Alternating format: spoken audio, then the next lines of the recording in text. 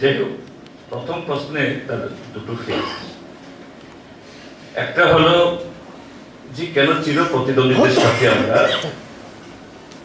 আসন সমঝোতা করে আমরা এই ভোটে লড়াই করছি। আর ঠিক কংগ্রেসের সাথে আমাদের মতাদর্শগত কর্মসূচিগত ফারাক ছিল, আছে, আগামী দিনে হয়তো থাকবে।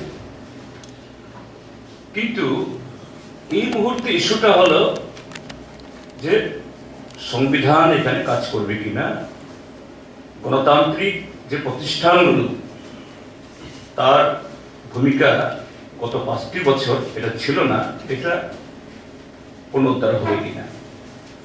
আর সংবিধান যখন কাজ করে, গণতান্ত্রিক প্রতিষ্ঠানগুলো যখন সচল হয়, তখনই মতাদর্শ এবং যে কর্মসূচিগত ফারাকগুলো নিয়ে, পার্থক্যগুলো নিয়ে তখন ডিবেট করার সুযোগ হয় এবং সেই জায়গাতে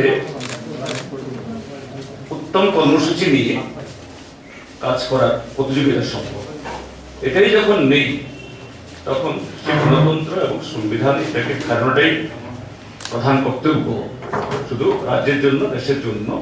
এই কারণেই যে চিরপ্রতিনিধিদের সাথে আমরা হাত ধরাধরি করে এই যে দেশপ্রেমিক দায়িত্ব পালনে আমরা সে ভূমিকা নিয়েছি।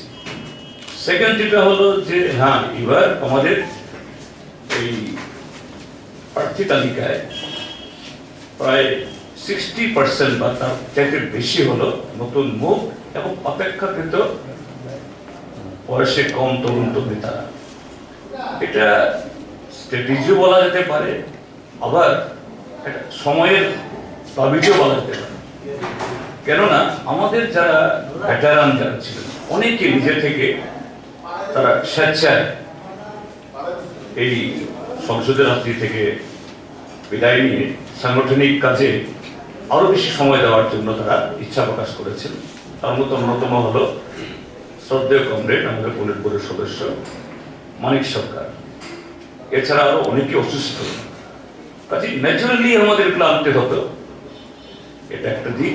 আর একটা দিক হলো যে দেশের রাজনীতি এবং অন্য সবকিছু এর মধ্যে যে পরিবর্তন আসছে, সেখানে নতুন প্রজন্ম তাদের চিন্তা ভাবনা, অংশগ্রহণ, দক্ষতা এটা প্রয়োজন। কাজেই সেই সময়ের দাবি আমরা পূরণ করেছি। তৃতীয় যেটা হলো যে মিডিয়া, সংবাদপত্রের স্বাধীনতা। অবশ্যই এর সম্পর্কে যে এটা শুধু কথার কথা না, বক্তৃতা না, সব দিক থেকে যে এই চতুর্থ স্তম্ভ যাতে স্বাধীনভাবে কাজ করতে পারে। আগামী দিন জবরদস্তি করে সরকারিভাবে বা অন্যভাবে চাপ দিয়ে চ্যানেল বন্ধ করে দেওয়া, পত্রিকা বন্ধ করে দেওয়া, প্যাকেট ছিনিয়ে নেওয়া, হকারদের নানাভাবে হেনস্থা করা, গাড়িগুলাকে নিষেধ করা যে না অমুক পত্রিকা নেওয়া যাবে না, দ্যাট উইল নট হ্যাপেন। এটা কোনো পত্রিকাতে হবে না, হতে দেওয়া হবে না। এবং চ্যানেলগুলি যারা এই সার্ভিস প্রোভাইডার, অর্থাৎ যারা কানেকশনের ক্ষেত্রে দেন, কেবলের ক্ষেত্রে, এটা সবার জন্য একই রকমের নীতি থাকা দরকার। এটা কোনো জায়গা থেকে রিমোট থেকে নিয়ন্ত্রণ হবে এবং তার কন্টেন্ট কি হবে।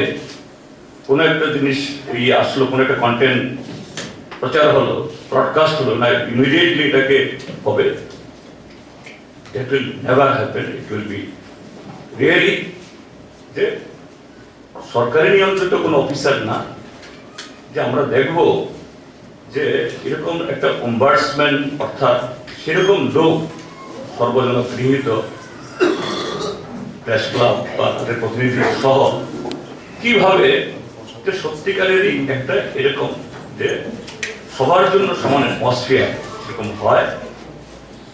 অতীতেও এরকম না হলেও বামপন্থী সরকার যখন ছিল সে স্বাধীনতা ভোগ করেছে। আগামী দিন গত 5 বছরের অভিজ্ঞতায় তার বিন্দু মাত্র যাতে কোনো এরকম ত্রুটি না থাকে, কারণ এই অভিজ্ঞতা আমাদেরকে অনেক শিক্ষা দিয়েছে তার ভিত্তিতেই এগুলি আমরা করব। ফোর্থ যেটা হলো যে দুজন সাংবাদিক খুবই দুর্ভাগ্যের বা এটা খুবই কি বলে ব্যথা যে আরেকটা ইলেকশন আসছে, তাদের কথা আমাদের স্মরণ করতে হচ্ছে অবশ্যই। কারণ বিগত নির্বাচনে তাদেরকে নিয়ে বিশাল খেলা হয়েছিল, বিশাল প্রচার হয়েছিল। তৎকালীন সরকার এসআইটি গঠন করে যারা প্রকৃত দোষী তাদের প্রায় চিহ্নিত করা হয়েছিল, গ্রেফতারও হতো এবং কিছু পদক্ষেপ নেওয়াও হয়েছে। কিন্তু ইন দি মিন টাইম সরকার পরিবর্তন হয়ে গেল, সিবিআই আসলো, ঠিক আছে। এবং সবারই আপনারা যারা এই সেই প্রয়াত বা নিহত এই দুজন এই সহযোগী, তাদের যারা সহযোগিতা, আপনাদের আশা ছিল বোধহয় সিবিআই বোধহয় মানে তুরন্ত দোষীদের চিহ্নিত করবে, একদিনে ফাঁসিতে ঝুলিয়ে দেবে, সমস্ত ষড়যন্ত্র তার পেছনে কারা আছে আইডেন্টিফাই হবে। কিন্তু কিছুই হলো না।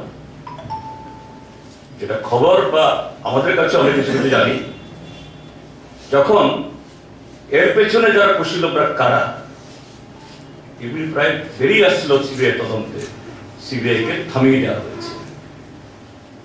সিবিআই আর এগোয়নি, কেউ গ্রেপ্তারও হয়নি।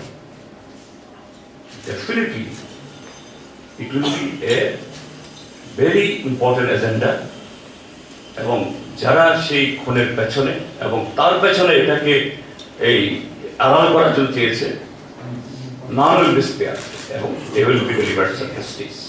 ফিফথ যেটা হলো সংবাদপত্রের সাথে যারা আছেন এই যুক্ত এবং তাদের ফ্যামিলি মেম্বার্স, যেমন আমরা পলিটিশিয়ান, আমরা এমপি হলে পরে, এমএলএ হলে পরে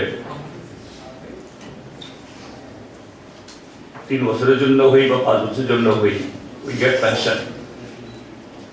আবার আমাদের ফ্যামিলিরাও হয়। আমরা দেখবো সেইভাবে যে একজন সংবাদপত্রের কর্মী, তাদের ফ্যামিলি মেম্বার্সরাও এদের পেছনে দারুণভাবে তারা মানে কন্ট্রিবিউট করেন। স্বামী বা ভাই বা ফেরেন রাত বিরুতে তাদের নানা উদ্বেগে থাকতে হয়। অলটুগেদার কিভাবে প্রকৃতপক্ষে সংবাদপত্রের যারা কর্মী, মিডিয়ার যারা কর্মী এবং তাদের ফ্যামিলি মেম্বার্স, তাদেরও সবটা নিয়ে একটা ওয়েলফেয়ার যা এখন আছে, কিছু কিছু অ্যাড হয়েছে নিশ্চয়ই, এবং এটাকে আরো কিভাবে আমাদের স্বার্থের মধ্যে সমৃদ্ধ করা যায়, will be very much careful. আচ্ছা, আমার একটা প্রশ্ন আছে, এটা হচ্ছে যে আপনি বললেন যে গণতন্ত্র কোথাও পড়ে গেছে এবং সংবিধান কাজ করছে। তো আমার প্রশ্নটা হচ্ছে যে নির্বাচনের সময়